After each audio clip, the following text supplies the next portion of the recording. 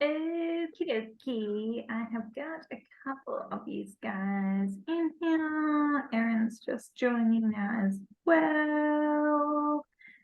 Cool. So I've just hit record because I know that majority of the people have asked me to record rather than jumping in live, which is totally fine. That's generally how it works with most people these days. I'm just going to mute you guys right now. Cool. So what I want to do today is I'm going to run through a bit of a document that I use on parasite stuff. And then a lot of you who have commented within the Gut Health Solutions Facebook group have got the parasite diet and treatment protocol already. So that's awesome. So yeah, today's just going to be a bit of an easy Q&A and just run through some of the basics of parasite stuff. But I would be curious to know if you guys can type in the chat box who either has tested for parasites and has come back with parasites, or if you just feel like you've got parasite symptoms, because usually there's kind of two camps of people. One, people who actually have tested and are like, definitely got parasites, and then others who are like, just feel like I've got a lot of the symptoms, which the sort of main symptoms people usually have that they think they've got parasites is, let me just put that a little bit bigger, usually like IBS type symptoms. Sometimes issues with sleep is a big one that people kind of relate to parasites as well. Skin stuff, people relate to parasites. Grinding the teeth in the sleep is a real big one. I see that a lot. Pain, aching, people don't generally relate that to parasites though. Same with the fatigue. Usually the big ones are like the loose stools, the constipation, the bloating, or like the teeth grinding and trouble with sleep. So can you type in the chat box if either you're just curious, or B, you've tested, or C, you've got the symptoms.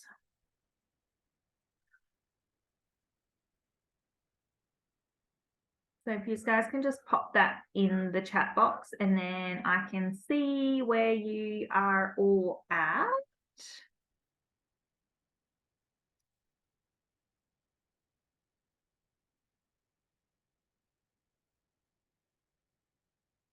And let me see if that's come up.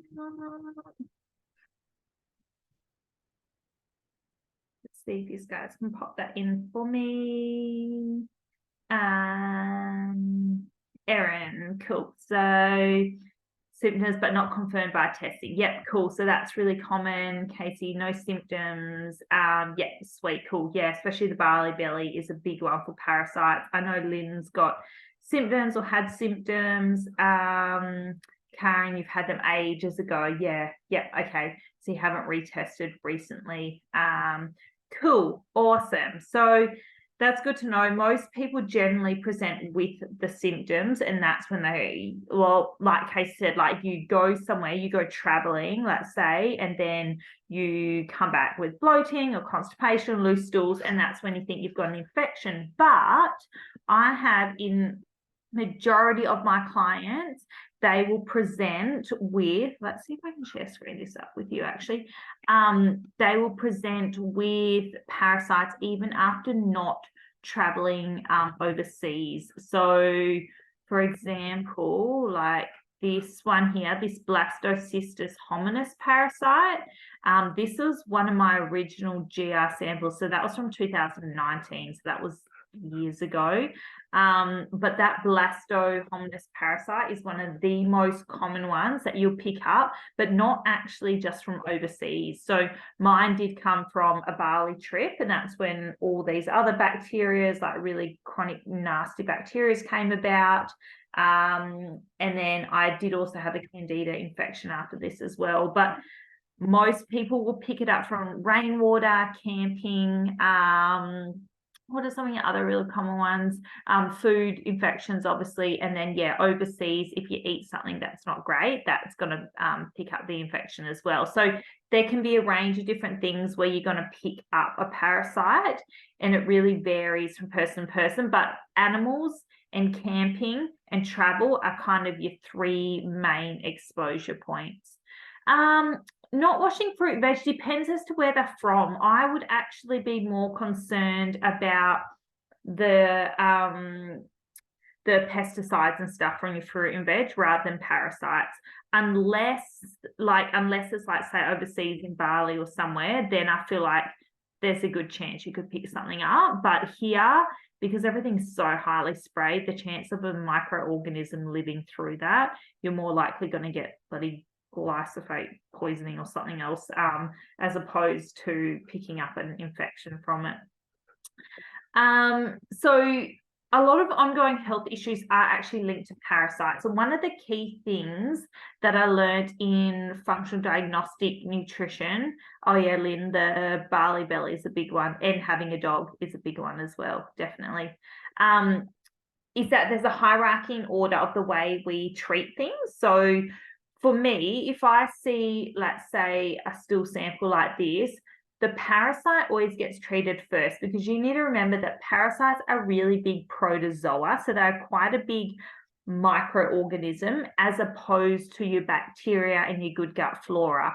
Now, I'm not saying big as in you're looking at it going, that's big. I'm saying under a microscope, a parasite is big in comparison.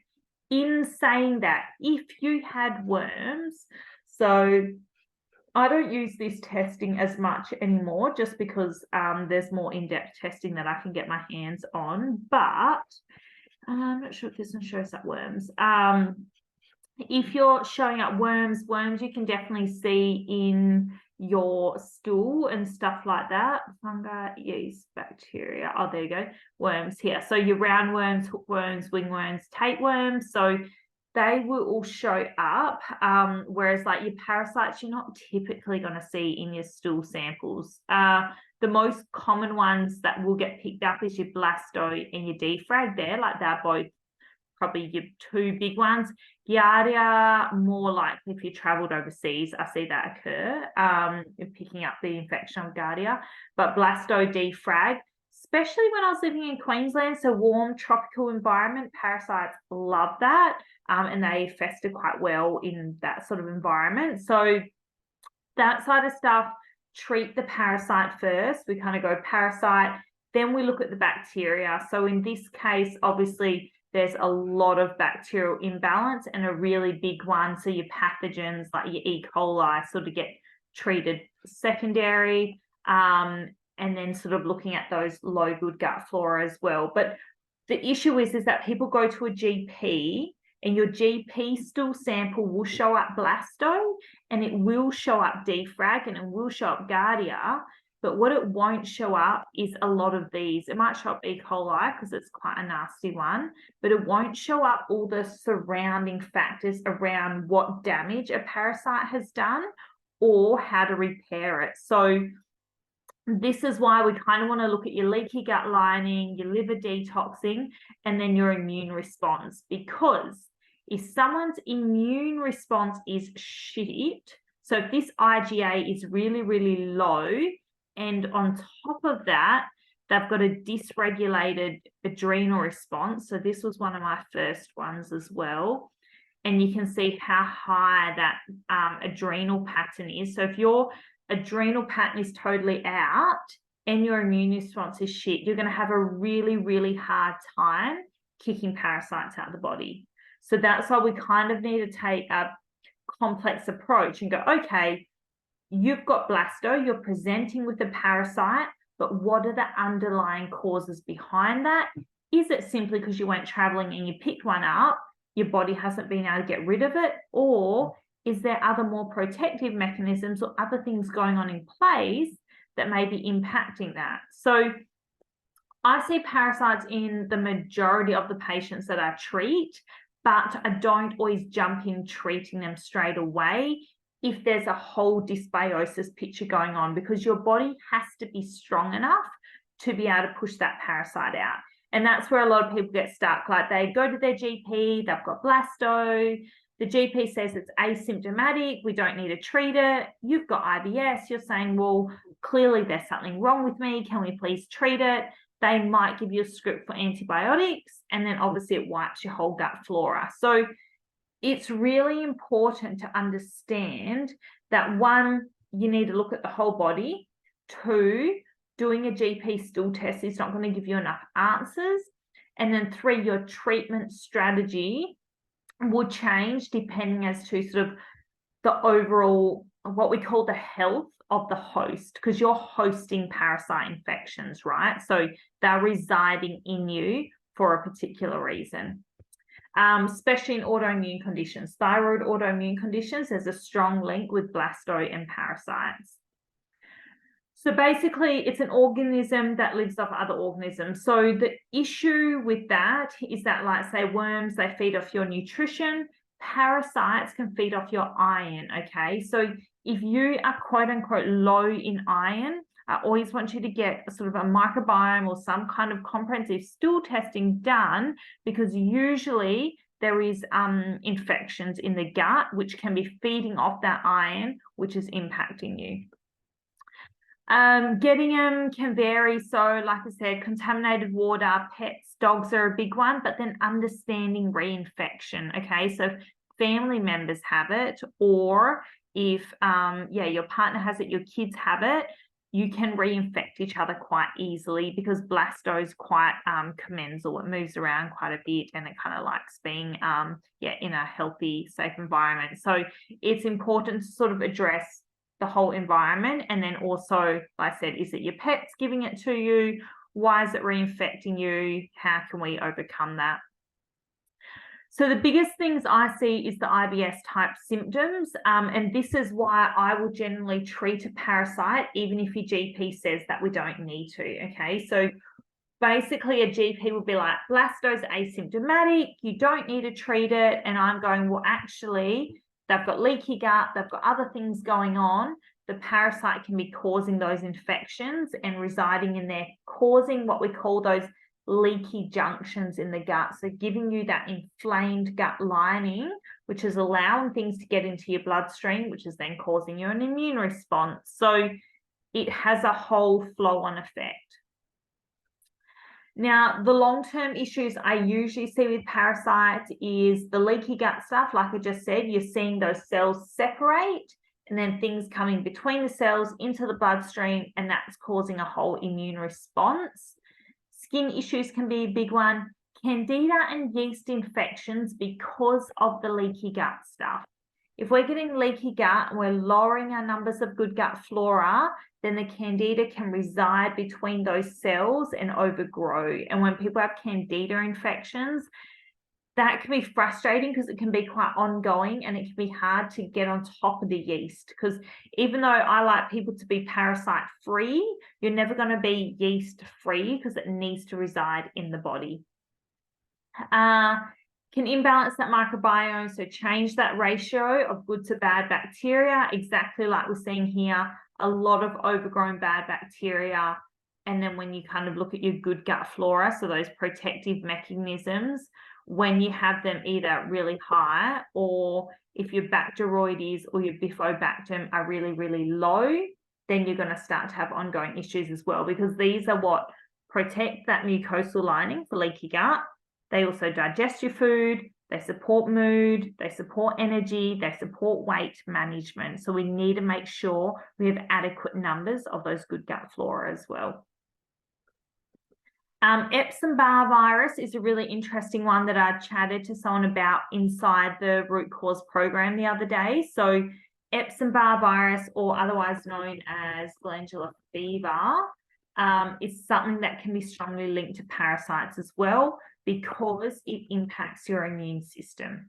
As soon as we change that immune system and the way you respond to foods and stresses and things in the environment, you create opportunity for parasites to come in and reside. So there's a real strong connection between that Epstein-Barr virus and the way we hold onto other infections. And for me, that was the tipping point with my health. So that's what gave me psoriasis, no periods for 7 years, chronic constipation, gut issues, everything else was from having that glandular fever, and then basically after that, I got all these infections.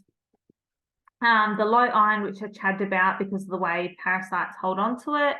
Cortisol issues, if it's really high, like if you've got a really elevated cortisol response, we know that you're fighting something, or you've got really bad blood sugar levels, or if it's very low, then we're kind of going, your body's really burnt out.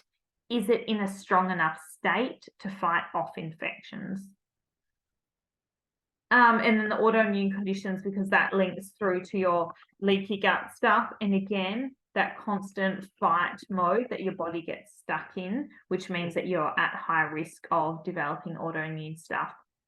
So that's the basis of parasites. Now, my first thing is, okay, you can go get a GP stool test so that you know if you've got a parasite or not before you do any kind of treatment, or go get a comprehensive stool test if you want to understand more, I guess, about what's actually going on in your body, which is going to be really, really important as well. When you're treating parasites, there's a few things to consider. Now, every treatment for parasites will differ. There is no golden rule for parasites. But my number one thing is working on your SIG IgA, and the iron is really important. So working on this marker up the top here, this SIG IgA, so getting that immune response up with something like Saccharomyces boulardii is going to be really, really important. The Saccharomyces boulardii probiotic also pushes parasites out of the body. So for me, that's a key part in treating them, your Saccharomyces boulardii, okay? So usually I get people to do 2 before breakfast and 2 before bed to push these parasites out and to raise that immune response. The other thing is usually stop iron supplements and just try and get iron through your diet. So beef liver, vitamin C are going to be your big ones. Coffee enemas can really help as well. They can just help with clearing infections out the body, but I would say it's not the be all and the end all. A lot of people go get colonics and enemas thinking it's just going to flush everything out. It doesn't really work like that, but they can be really important in that detoxing stage as well. And lastly, supporting digestion. So if you have shitty digestion, as in you get bloated, constipation, loose stools, heartburn, make sure you're supporting stomach acid or taking something like a Bearagas, which is going to stimulate enough digestive juices. So your first thing you do want to think about is your diet, okay? So I say to most people, go on a paleo style diet, which basically means eat avoid most of your processed foods, most of your grains, legumes, dairy, and refined sugars. So I don't mind a little bit of high quality dairy. I don't mind pseudo grains, so like quinoa, arameth, buckwheat, a bit of wild rice for that sort of first 4 weeks. Just cut all the simple processed grains and carbohydrates out because they are directly feeding candida and parasite infections. So you really want to push them out. Focus instead on your non-starchy veggies, so broccoli, collie, pumpkin, zucchini, all those kinds of things. And then in smaller amounts, your sweet potato, your carrots, and your starchy veggies. So I say paleo style because I don't think you need to cut out all grains, but I do think the more you remove out for that initial 4-week block, the bigger difference it's going to make overall. Quality of food really matters. Your paleo flours can be helpful short term, but I don't really go nuts on nut flours. I just think it's too much for your digestive system. Sugars, I don't mind small amounts of honey, stevia, or maple syrup. Again, too much simple sugars will just feed these infections. And right now, same if you've got SIBO, same as candida, you're trying to not feed the infection while you're attacking the infection. Fermented foods, I err on the side of caution. For most people, give yourself a month off them and then add them in. Anti-inflammatory fats like your omegas are really, really important. So flax seeds, chia seeds, walnuts, or a really good quality fish oil supplement, or a serve of oily fish each week. So salmons or sardines can be super helpful as well. I find that most people notice a decrease in inflammation when they're on a high-end, good quality fish oil supplement. Protein's super important. So your protein is going to be key because that's what's going to keep you full while you're reducing your carbohydrate load, okay? So a good quality collagen protein powder like the Saturday one. You can use the code SHEZ if you want to use that one for a discount, but I find that's really helpful. Otherwise, lots of slow cooked meats. I like curries, stir fries, roast chicken, things that are just going to give you the gelatinous side or benefits of meat as well, okay? Lemon water, which can be hydrating and also support in that detoxification process, can be really good, or a little bit of apple cider vinegar. If that's not tolerated well, just use a Berrigas, the bitter herbs, because that's going to be super supportive in that digestion process. Then balanced meals, again, cut the crap out, minimize your carbohydrates, focus on whole foods, and give your body a chance to actually fight it without alcohol, without too much caffeine, without sugars, without simple grains. That's going to be your number one thing in getting a reset. Careful too many raw foods because they are really hard to break down, okay? So that's the basics on diet stuff, but there are some things that I find have been really helpful over the last couple of years in treating parasite infections. So pumpkin seeds are really good. Coconut oil or MCT oil are particularly good, especially in candida overgrowth as well. The enzymes from papaya and pineapple are really, really helpful. And then you can do a diatomaceous earth protocol. Now, some people like to do that in isolation. There is a linked one. Most of you guys have got these notes because I sent them to everyone who commented in the Facebook group. But if you don't, I can send them through to you. But this protocol here I find is really helpful and a good explanation on diatomaceous earth. Some people would just do that once every 6 months or 12 months as a bit of a reset. I wouldn't use it in isolation to treat parasites, but I think it's really helpful with everything else that's going on. Then your probiotics, your herbs, and even stuff like fermented garlic can be really, really helpful. So let's have a look. So the main ways, I do sometimes use antibiotics for treating parasites. There is a specific antibiotic called paramycin, which is very effective, very expensive, very hard to get your hands on. But if you can get it, it treats it quite isolated without too much damage to the whole microbiome. Generally, I will base it off how overgrown your parasite is, and this is why I like stool testing. So I can see from this report, where's it? Must be up here. So the blasto is high, but it's not super, super high. So I would treat that with herbs. If it was really far up into the red, I would be like, probably want a paramycin, that one, which is a different protocol altogether. But for something like that, you could get away with a herbal treatment. I always do the SB, so 2 morning, 2 evening, and then your psyllium husk, so just a bit of extra fiber to help keep things moving, clear things out, and keep you regular can be really, really important with breakfast and with dinner. I would take it just before though. They say usually I'd say maybe between meals, but I would probably do usually I would say 1 hour before, just to give you that extra bit of fiber in there. There's a recipe for the life-changing bread as well. So I feel like that can be really helpful for some people. That's a yum way to add the psyllium husk in, or you just keep it really simple and just take the psyllium husk.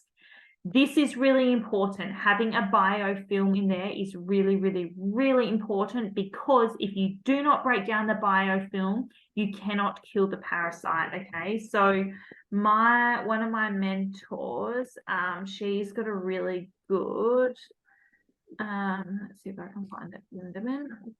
She's got a really good page on this, and I did a lot of my training through her. But when you're treating the biofilm, so you can see here, the parasite or the candida or the bacteria that actually lands on your gut lining. So that embeds there.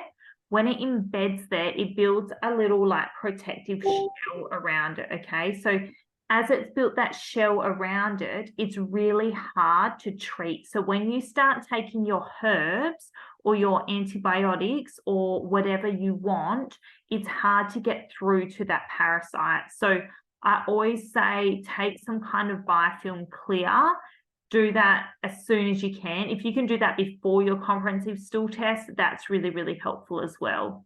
So start your SB, start your biofilm clear, take your psyllium husk, and then you start your herbs. Okay, so this is going to vary from person to person. I can't tell you what herbs exactly to take because it depends on your practitioner and what else is going on with your body.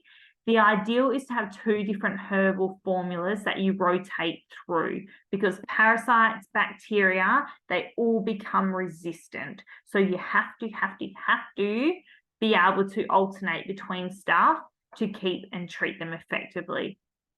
Something like your Orthoplex is one that I would use, which is a practitioner brand. Otherwise, you can do something along the lines of, and I'll put this link in your notes as well, the mimosa. So something like this, which is just going to help push that parasite out of the body, because it's got the black walnut, the wormwood, the neem. So all these quite sort of quote unquote killing ones. Your main ones for parasites usually have a wormwood, a black walnut whole, and a cloves. So they're kind of your 3 big ones, as opposed to your bacterias. You're looking quite differently. You're looking more at your berberines, your oreganos, your alicillin, your garlic. So that's why I kind of go, depends as to what else is going on in your gut. My go-to is the Orthoplex IntestiClear, or there is a Parex blend as well that I quite like. But you've got to be doing that with your biofilm. You've got to be doing that with your psyllium or some kind of extra fiber to make sure you're not getting constipated and you're actually clearing this stuff out. You've got to be doing it with your Saccharomyces boulardii. And most people also need a binder as well. So adding in something like your charcoal, especially post-barley or barley belly, I usually say charcoal, SB, and a herb are your bare minimum. Otherwise, there's ones like Toxaprevent, or there's other kind of clay-based ones, which can be quite good as well. So it's having that blend of the things, which can be super supportive. You've got to have something to kill it. You've got to have something to support and repair that mucosa and that immune system. You've got to have something to bind it up, and you've got to have something to break down that biofilm. So it's got to be quite a sort of holistic, complex approach. And then, like I said, you've got to take into account, well, what else is going on in that microbiome, and what is going on with that cortisol response. Okay, so is it the free cortisol really, really high? If it is, then what? Okay, so if they are in constant fight or flight mode, are they really in the best position possible to fight off a parasite?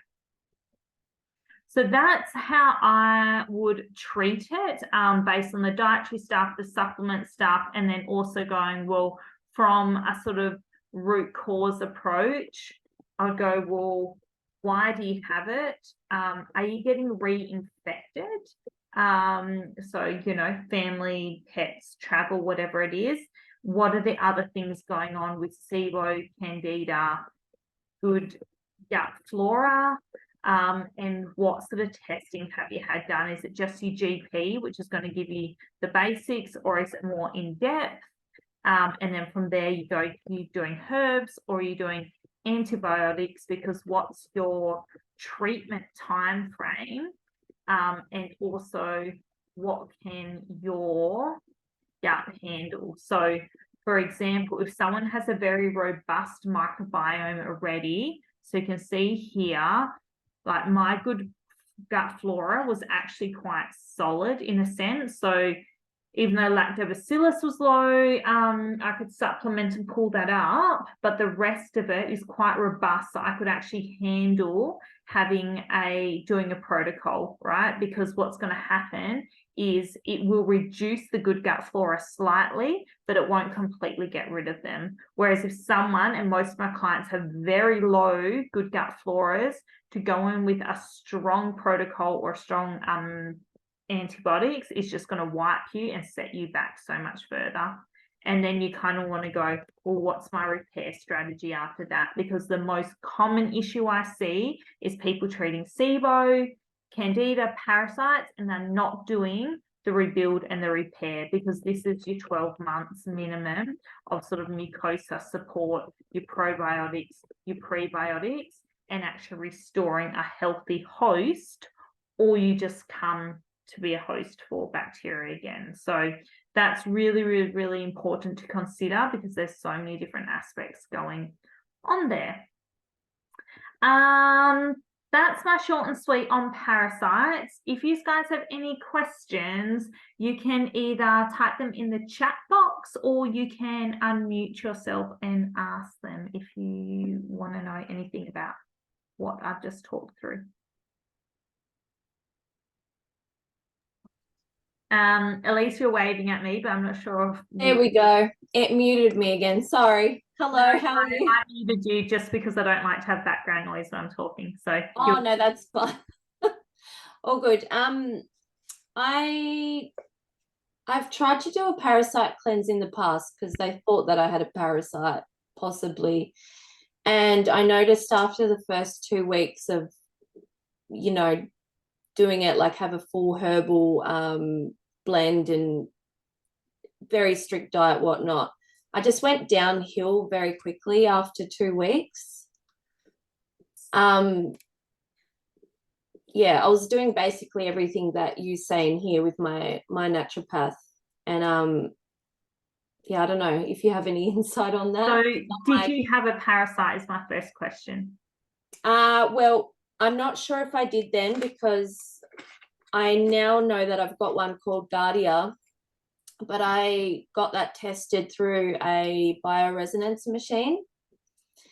And then I tried to confirm it with some feces tests, and it didn't come up on there. So I think you told me the other day, go get like a full microbiome test done.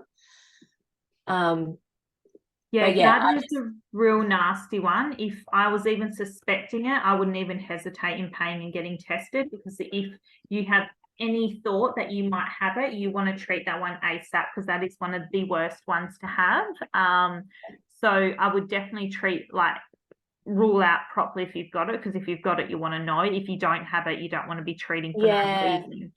If you're going downhill after treatment, 1, what's your adrenal system doing? 2, what's your immune system doing? Because a lot of the clients I work with can't handle a strong protocol straight away. You've got to spend 4 to 5 weeks building up those detoxing systems, that immune response, the adjustment to diet, and then you can go in and sort of do your 4 to 6 week treatment. Because if you do too much too soon, it's too much for your body, you're too sensitive, and it's like it can't detox, and it just can't handle the treatment protocol. That actually makes so much sense, because it was like very heavy, full on all of a sudden. But yeah, I think I've possibly had it for like, even 10 years on and off, because I've had gut problems since I was fairly young. Yeah. And it's sort of like, when you just feel you have something, and it goes through its cycle of out of the egg phase. Yeah. And then I'm like really hungry and wanting to eat lots of crap because it wants to be fed, Yeah. So you haven't done like a comprehensive stool sample, just the other one that you did? I've done that years ago and it came back with nothing. And then I did a stool sample like the other week, and there was a bunch of things tested with it and Yeah. nothing comes back. But what do you mean? Like, do you mean nothing comes back in terms of Giardia? But what about bacteria, low good gut flora, leaky gut, all those other things? Everything else, like there's just nothing there. Like apparently there's just no problem. I've had them look up in there as well, and they just no one can see anything. So what tests did they do? I can't remember. I'll have to look it up Okay, and because grab I it. would But like for someone who's got gut issues to have perfect good gut flora, no overgrowth, no leaky gut, no inflammation is very, very rare. I've never ever seen that, and I've worked with thousands of women, so I'd be very yeah, surprised. that's why I think I've got to do the full microbiome, because I feel like not enough has come up in just those the other stool tests I've done.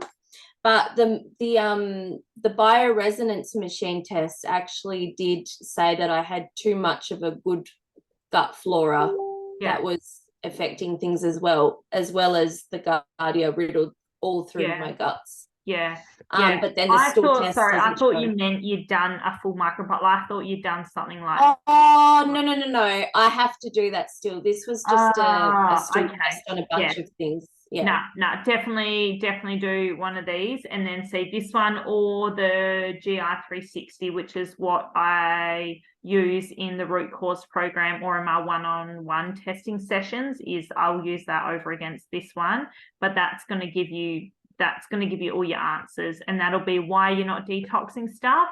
And then if you've got symptoms, it'll tell you exactly why you've got symptoms. So which one is that called that I should do?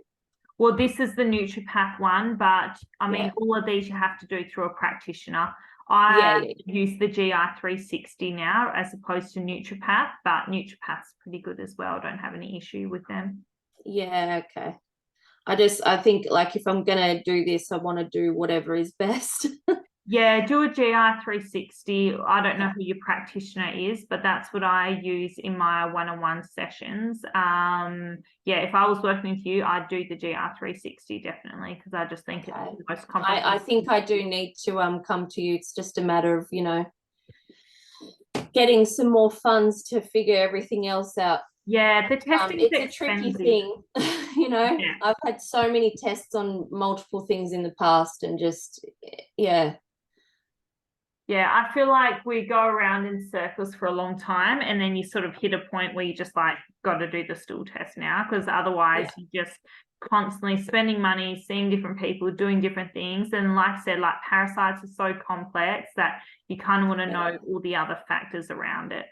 Yeah, for sure. Because I do know that I've got a histamine problem. Okay. Yep. Yep. And I've learned a lot about that, and along comes with that SIBO and SIFO as well. Yep. So it's Yep. like something that's really hard to heal from. Yeah, histamines, you're always looking at microbiome, definitely. You're right. Yeah. So that's a big Okay. one. Cool. Thank you. Thank you. And Erin, I think you were going to say something, but I'm not sure. Yeah, I was. Hi. I was just going to say what you shared with us. Most of that went over my head. I'm actually currently doing the stool testing now, so Cool. I'm hoping that when it comes back, you'll be able to look at the test and be able to recommend based on what it's saying, right? Like I don't need to actually really know this stuff. Oh, no, you don't need to know this at all. That's what you pay me for. Like everything you said, I'm sitting here going, oh my God, it's so complex. It is super complex. Nah.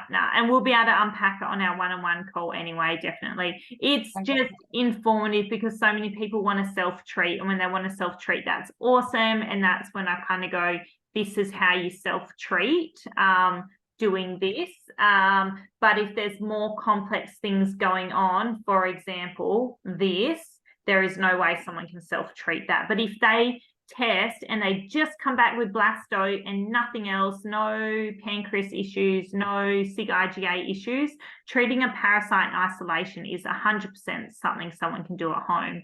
The thing is that most people don't have just a parasite. The parasite is a symptom of all the other stuff that's going on, because they've got a dysregulated leaky gut, because they've got a poor adrenal response, they can't push out parasites. If it's like you go to Bali, you get a parasite, you come home, you treat it, done, easy. But what normally happens is that it's a part of a whole lifestyle thing. Yeah.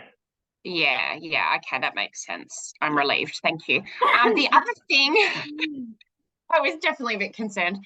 The other thing, you mentioned enemas. Like, I listened to your podcast, and I was so excited to hear about the water enemas and coffee enemas. So I bought one, but I'm thinking I should wait until after my 3-day stool test.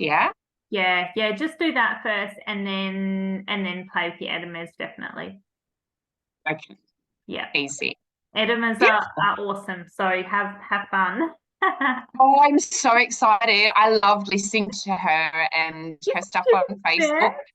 I love that she does videos of herself. Like, I've been showing all my family, and my son thinks it's hilarious. I told him I was going out for a coffee with my bum and he died laughing. Yeah. Oh, her videos are great. And they're not like, at first I was like, how are you going to put that in video? And then I saw how she did it and I was like, oh, it's not even weird at all. Like, it looks so normal. She's got her kids and everything. And I was like, that's amazing. I just love that. I think we should all be talking about poo freely. Like, I'm trying to do that with my family. So it's just like an extension of that, right? Let's have enemas. No, that's great. And who else is in there? Lynn, how are you? Oh, you just muted yourself. You were unmuted.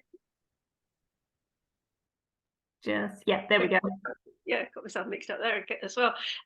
One of my friends was saying that a diatomaceous earth actually strips everything from your gut, and it's actually not a good thing to take. She's a herbalist, this lady. So okay. Yeah. So you still think it's beneficial for your program, do you? I don't prescribe it in my program, because I've got access to practitioner grade stuff, so there's no point. But if someone's at home and just wants to do a basic cleanse, diatomaceous earth in small amounts, like in a protocol, I have no issue with. I would never use it for more than like 30 days, and I would never use it consistently. But if someone wanted to do like every 6 or 12 months just to do like a bit of a cleanse, most people do it for about 10 days. Like, they do like a 10 days diatomaceous earth cleanse and then you're kind of done. But I just don't use it in the program, because you guys have got access to the best quality Toxiprevent activated charcoals and things. I'm like, there's no point giving you sort of basic shit. You're paying good money for the good stuff. So but for someone who's at home, who has no real gut issues, or just has a blasto parasite and is doing like herbs and other stuff, then I kind of go, you can definitely do it. There's good evidence around it. A lot of people use it in blends with other stuff, but I don't like it then, because I feel like it's quite a strong binder. So it's kind of like activated charcoal, where I feel like it can be pulling the good stuff out as well. So that's what she said. Yeah, it pulls the good stuff. So you've totally stripped any sort of healing mechanism. So it's like any binder you use away from your food and your supplements, because otherwise it'll just pull that through. All right, great, thanks. No worries. Karen or Casey, did either of you guys? Oh yeah, no worries. Thanks, Karen. Good to hear from you. And Casey, did you have any questions? I just have a question about, I don't know if you've ever used iScreen, but they do a microbiome map, a GI map, and I just wanted to know if that's in any way comparable to the GI 360. I wouldn't use them and don't use them, only because I've had a look at their SIBO stuff, and their SIBO testing's shit compared to what I can get my hands on. So for the amount I pay through iScreen, for the quality of information I get, is just not comparable. And I don't know about Ice Cream's microbiome map, but I feel like it'd be similar because it's a retail product. You're paying an extra, you know, probably $100 or so, or 200 for their retail markup. Whereas my clients, I give them the best, but at wholesale prices. So they're getting, you know, a $500 test, which if they were to buy through their naturopath is about $700.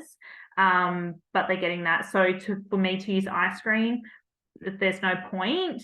And from the other tests I look at, the blood testing I have no issue with, because otherwise you're going to pay to your GP anyway. But I don't know the quality of their lab standards. I don't know how they test. I don't know enough about them. Whereas I go through RM Labs, and the GR360 or the Nutripath one are incredible. The support's really good. The way they analyze data is really good. I know their analytes. I know how they break it down. I know their treatment strategies. So that's the reason I use them, and because they're so well researched. Whereas Ice Cream, I'm always cautious of anything that's like a commercially available product that you can just buy off. It's like going to a chemist and buying a probiotic as opposed to going to a practitioner.